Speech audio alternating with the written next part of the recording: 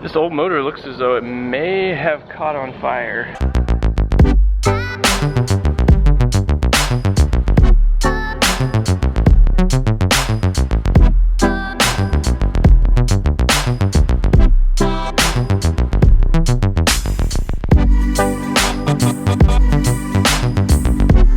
It's Saturday. I'm working alone today. I'm going to be changing out the vapor cycle conditioning system DC motor. Basically, just a supplemental air conditioning system, works a lot like what you have in your car. It's installed in the hellhole of the aircraft, which I'll show you here in a second. Because of where it's installed, it's exposed to the elements, and so anytime the aircraft flies through rain, there's a potential for water getting on the motor, and it wears out. Anyways, this one has already failed, so we're gonna go ahead and swap out the DC motor. You guys will get to take a look at how the motor's installed. It's basically a motor just like any old DC motor, and it drives a compressor. It's a belt-driven compressor. It is a supplemental air conditioning system. It's optional, but we have it on all of our aircraft because in the summer in California it gets pretty hot, and this will provide cooling air to the cabin while it's on the ground. Once you're up at altitude, you don't really need it. The air is much cooler up there, and so the regular ACS cooling system is enough to keep the cabin cool. Here I'll show you guys what the installation of the VCCS looks like. So here we're looking at the hellhole of the aircraft. Basically what we've got in here, this is the aft pressure bulkhead. There's a little bit of netting to protect it. And right in front of me here is the vapor cycle conditioning system. This is what I was talking about. You can see it's got the high and low servicing ports. The DC motor's underneath this cover here. Unfortunately, it's not sealed from the atmosphere, so any kind of rain or other water can get in through this mesh here. Here's a fun fact for you guys. This perforation here in this panel is actually because when Pilatus designed this with the rear pressure bulkhead right here, if they were to have a blowout of the rear pressure bulkhead or some sort of a catastrophic failure, if all that energy was contained inside the hellhole, you could blow the tail off the aircraft. And so this is actually perforated to let air escape if you were to have a failure of the aft pressure bulkhead.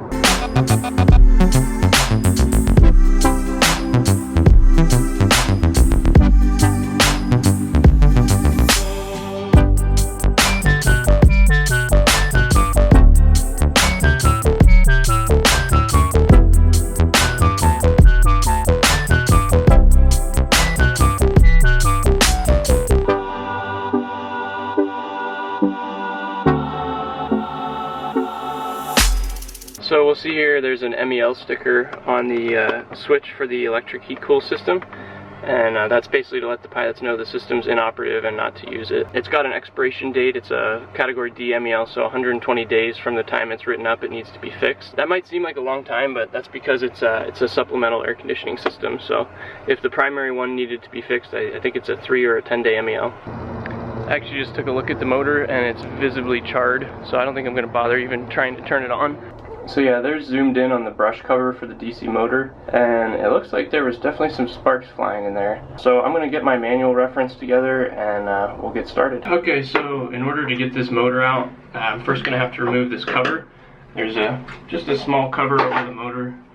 So let's see. This cover is going to have to come off, and then once I have that off, I'll have access to the motor.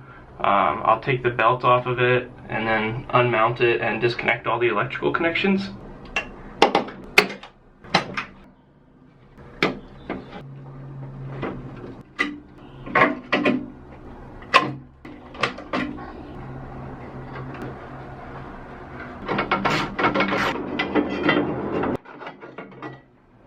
Okay, so there's the cover removed. Next thing to do, we'll take off the belt cover. This is the belt cover right here on the back side. There's the DC motor exposed. You can see it's driving a fan as well as the compressor through this belt. So we'll go ahead and get this belt cover off. Then we'll loosen up all the mounting hardware for the motor, and then we'll be able to lift it up enough to access all the connections and ground points underneath of it. So you definitely had some kind of failure and overheated. Anyways, we'll get it pulled out. While we're back here, the reason they call this the hellhole is because it gets really hot back here, and there's actually decent room to work. I mean, some aircraft it's way more congested back here. We've got the ELT That's the emergency locator transmitter. That's the beacon that will go off in the event of an accident. Got one of the batteries back here. That's actually battery number 1. Battery number 2 is up in the front. We've got the cockpit voice recorder. That's the so-called black box. That's what they refer to that as. And then here we have a bunch of the flight control cables. This is the rudder control cable, and this is the autopilot cable for the rudder. And then here is the elevator and elevator autopilot cable, rudder autopilot servo, and the elevator autopilot servo. And again, here's the rear pressure bulkhead. Up at the top here, well, you can see I've got my light up there, but these are flapper valves. It's also known as negative pressure relief valves. So if for some reason, say the aircraft took off at a high altitude airport, like somewhere in Denver, and the outflow valve became jammed shut during flight, or before, say it even happened before they took off, right? So there's a lower pressure in the cabin, and they flew somewhere at sea level. If their outflow valve was blocked for whatever reason, the fuselage could get squeezed by all the pressure that's at sea level. So these flapper valves at the back of the rear pressure bulkhead would actually relieve negative pressure and allow pressure into the cabin to keep from damaging the fuselage.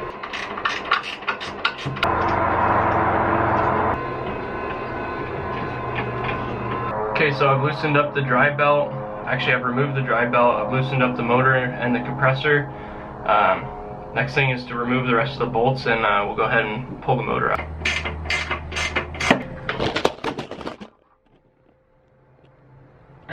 Whoops.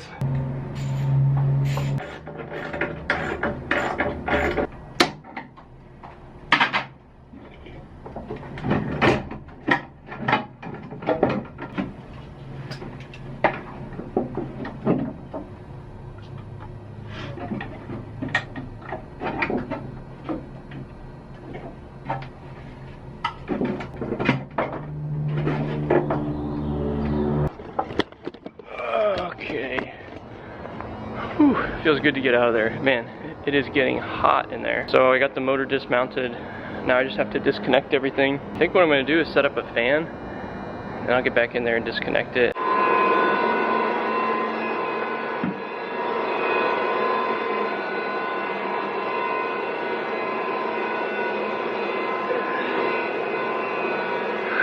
There you have it.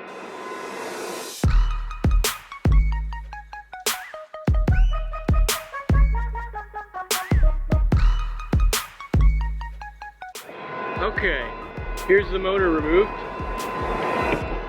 Sorry about all that background noise. They're cleaning the floors in here. Anyways, got your positive input line right here. This is your negative input line.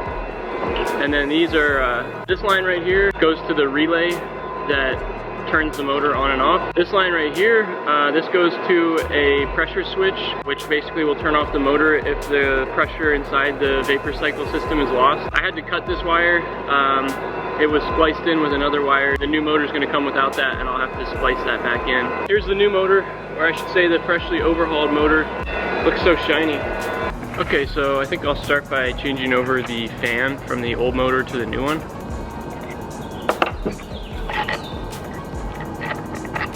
This old motor looks as though it may have caught on fire. See, it looks like there's some scorching in there.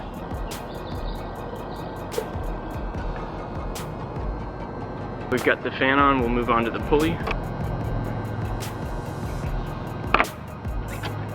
And you can see the pulley has a slot here in the drive. That slot right there is basically gonna align the pulley with a Woodruff key. This little bit sticking out there on the shaft, that's the Woodruff key. Last thing before we install this motor, we're gonna go ahead and put new ring terminal on here. This one, we'll strip the wire, but we'll wait till we're installing it because there's another wire that we're gonna have to splice in with this. First things first, we'll sort out this wiring. I'll show you guys real quick what it looks like underneath where the DC motor's installed. So this is the main relay controlling power to the motor. The motor's positive connection is located right here, and the negative or ground location is right here. You can see that this ground just goes through a bolt on the other side, and this bolt is connected to this this jumper, which goes right to the aircraft frame. So basically, if The motor senses low pressure through this line here that I have yet to splice. It's going to send a signal here to turn off the motor. So it's going to de-energize this relay and turn off the motor. The other way the motor can be turned off is through this thermal protection switch on the side of the motor. Yeah, if the motor were to overheat, this will pop out, and again that will break the connection, telling this relay to open. Pretty simple system, but you know, it needs to have built-in safety features. The last and biggest safety feature is the circuit breaker on this panel back here. It's a 125 amp circuit breaker. This motor draws a lot of power when it's operating. So yeah, if it sees more than 125 amps, it's going to open the circuit breaker, disabling that entire circuit.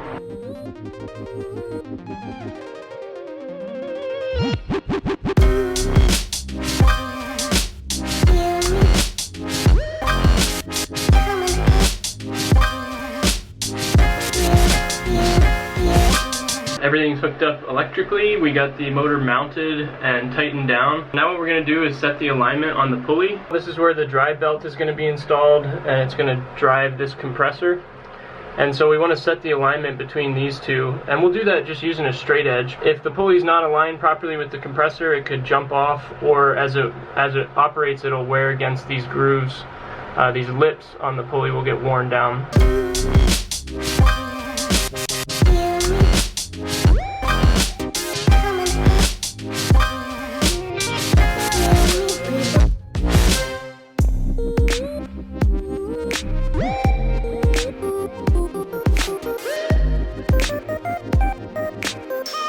Okay, so it looks to me like we're ready for the operational test.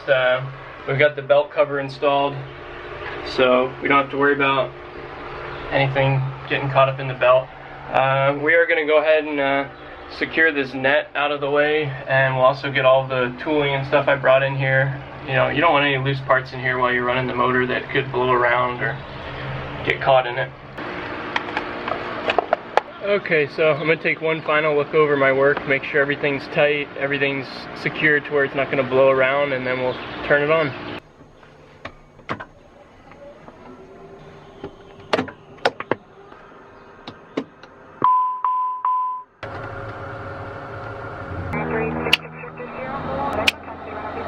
Alright, sounds like it's working. Let's go in there and see.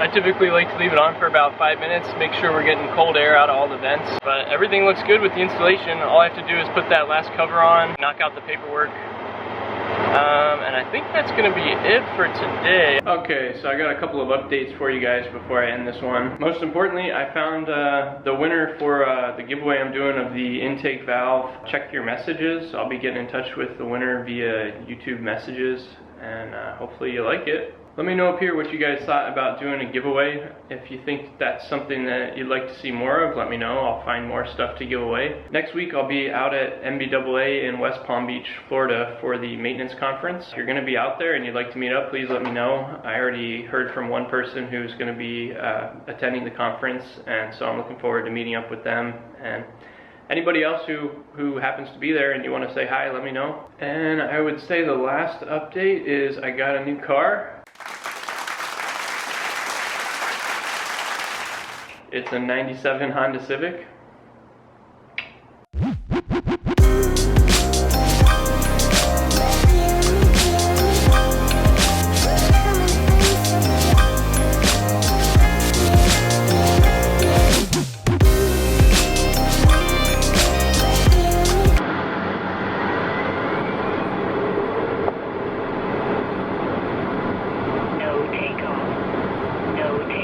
Just reviewing some of this footage, and I realized that I've had my undershirt on inside out all day.